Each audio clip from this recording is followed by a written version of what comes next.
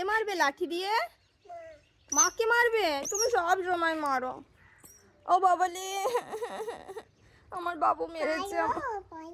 ভালো মা, thank you মা। ওমা কোথায় যাচ্ছ?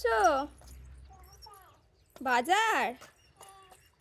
কি কি আনবে বাজারে গিয়ে? শশা আনবে? আচ্ছা, আর কি? টমি আনবে? আচ্ছা,